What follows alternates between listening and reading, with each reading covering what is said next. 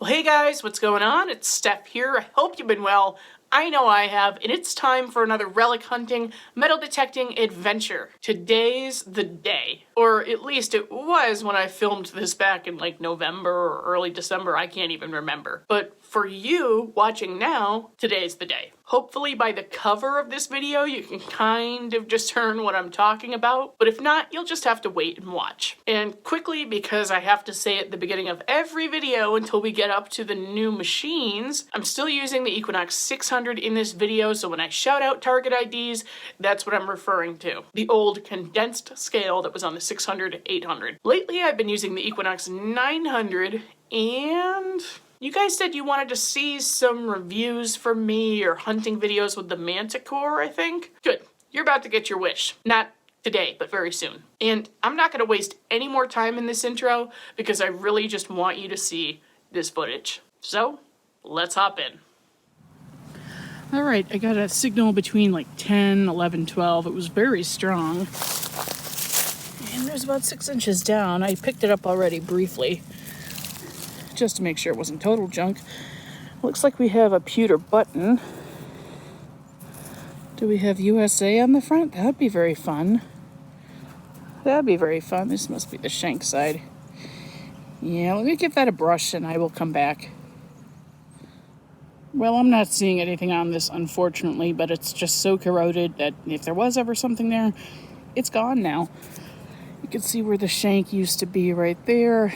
So not in great condition, but always a good indicator of very old areas. So we will keep going. All right, not too far away. I got another 10-ish signal. And about 4 or 6 inches down, thankfully on top of a rock that's in there. I thought I was going to have to lift it up. Looks like I have a little button. Little button. And that's going to be the back of a very early 2-piece. Yep, the shank is broken. Usually these early 2-piece buttons, unless it has the blowholes in the back, will actually be separated because the gases couldn't release when they were manufacturing the button, hence the blowholes. So these are arguably earlier, maybe early to mid 1700s, somewhere in that arena. Good find. I just tripped over an excellent signal.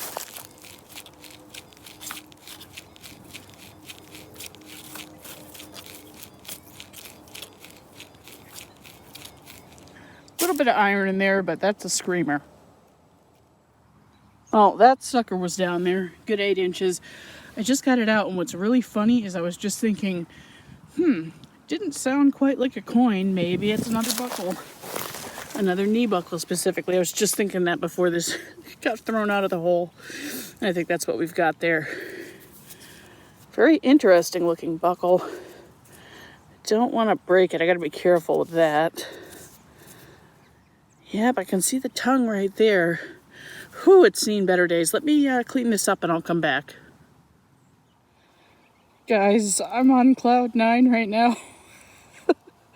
I know this looks like it's a silver wash, but I'll tell you what, with knee buckles, if it were a silver, it would actually be applied silver with this date of the buckle, and they would never put it on the back. That's a solid silver frame. Oh, I was literally just thinking about silver buckles today. Oh my goodness, this is going to clean up really nice. It's just the rust that's crapping up the silver. But I mean, the more I scratched it, which I really shouldn't have done because this is like coin silver from the friggin' 1700s. Yeah. Oh my goodness, I could go home right now. I very well may. I have stuff to do before Thanksgiving because it's the Tuesday before right now. Oh my God. That is incredible. Oh my goodness. I don't think I'm going to be able to save these. Over time, these will probably rust away. But that frame, and I've never seen this exact style before. This like, what is this, 8 sides? Oh my goodness. Oh my God, I still don't believe it. I'm shocked. Wow. That is one of the coolest things I have pulled out of this site. Oh my God. I'm so humbled by this. I love buckles, you guys know that.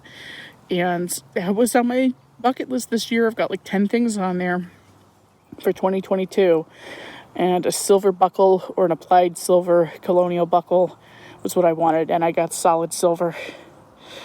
Oh. All right, I feel like I'm going to cry, so I'm going to go now. Oh my goodness. What a spectacular find. Honestly, I was just going to go home, but I tripped across like a 17, 18 signal. Got a nail out of the hole, then it whipped up to like 20, 21. And it's another piece of silver. This one's a silver thimble, unfortunately. There isn't a whole lot left of it. But wow, what a day. Did I break it? No, I don't think I did. But I will spray that off, and if there's anything on it, I'll come back. I'm having quite a day. Okay, I sprayed it off, and as of right now, it doesn't look like there's anything to write home about, except that I have a broken silver thimble.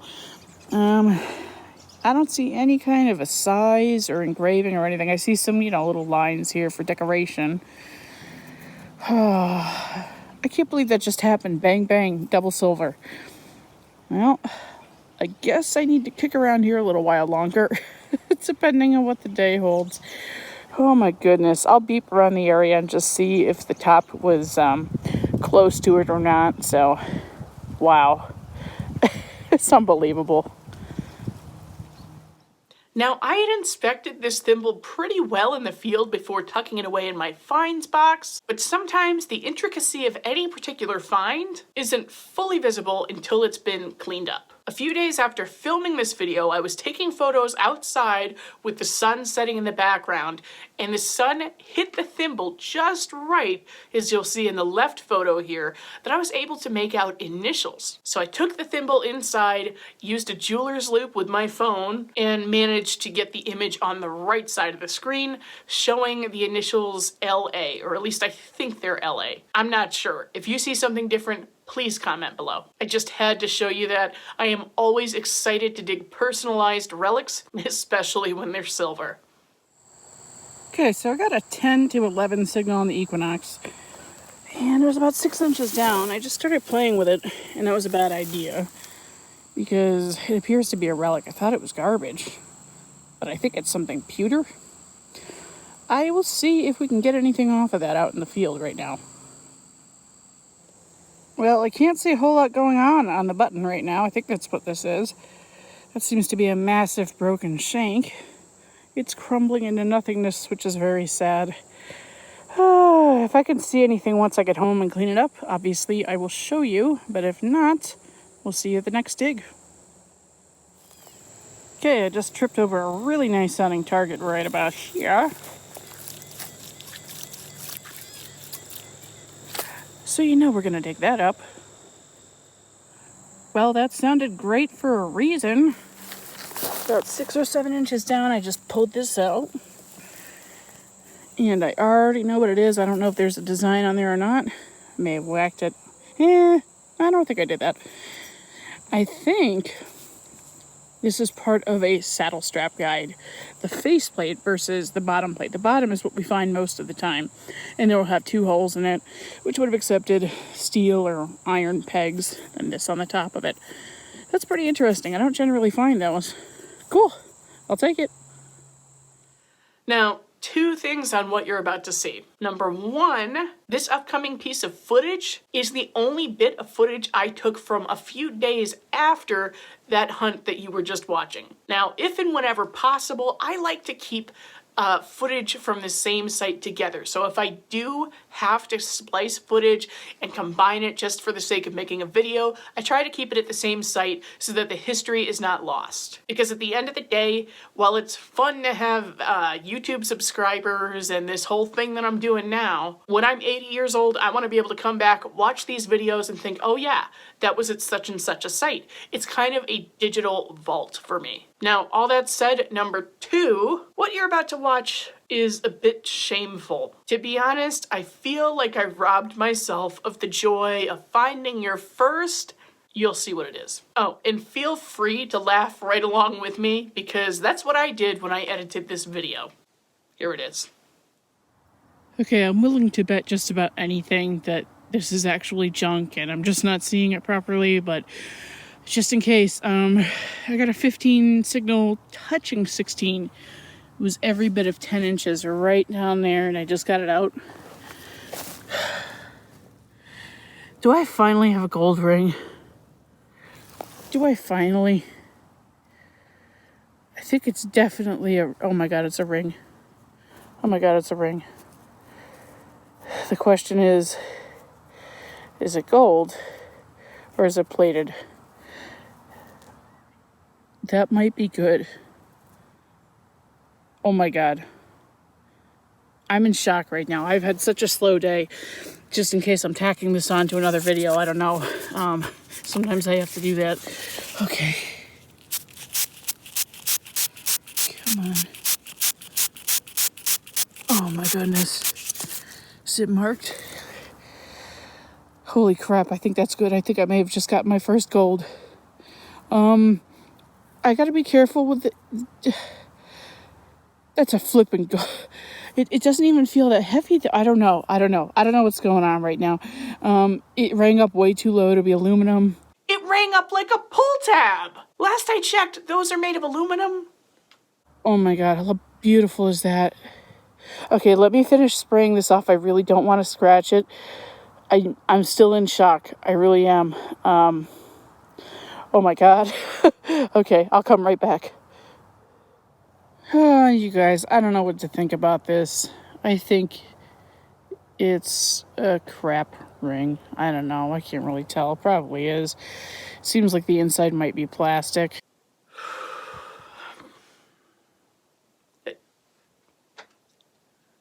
What?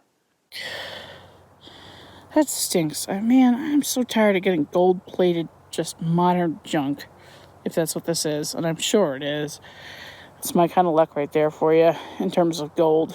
Let me whip out my tiny violin so that I can put some music to all of this stupid complaining. Man, I mean, it's a pretty ring and all. It's burnt right there. At least it appears to be. Yeah, that's burnt. I'll test it and I'll look at it through a loop, but I think it's just like, I don't know, I just don't get it. I've never seen like a plated plastic, and that's what this feels like. I have no idea. Yeah, on that much, we can agree. No idea, but cross your fingers for me, but I am deflated. Deflated? That's a solid gold ring, you dimwit. Okay, now let's take a moment, and we're gonna go back, and we're going to really appreciate this solid gold, exquisite Victorian ring. Finally, it's taken me 6 years, but I have finally found solid gold. In case it wasn't glaringly obvious, I was a bit skeptical in the field, but fire damage does a lot of strange things to relics and can greatly alter their appearance. Now, the ring was unmarked, as they sometimes are when they're old, but as you can see on the screen right now, this tested a very strong 14 karat. And getting back to the age of this ring, it dates anywhere from 1880 to 1900, and it's called a black enamel tracery band. More than likely, it served as somebody's wedding band because the ivy leaves represent everlasting life, devotion, fidelity, and loyalty. The stuff that makes up a good marriage, right? Now, I know what some of you are saying at home. It took you 6 years to find a gold ring? Yeah, it did, because I only hunt pre-1850 sites with very few exceptions. I don't hunt parks, I don't hunt the beach, and I knew that gold would come eventually, but that it might take some time. And as it turns out, I was very right about that. Clearly, though, with how gorgeous this ring is, it was absolutely worth the wait. And that is going to wrap it up for today's video, guys. Thank you so much for sticking around with me. I know it's been a little bit inconsistent lately, but stuff happens. And I am so glad that you chose to tune in and watch this and share it with me. Because like so many of my videos, I really just can't wait to drop them. I'm so excited to share them with you. And that's what makes this special. So I hope you guys are out there making some great finds. Welcome spring 2023, and we will see you next time.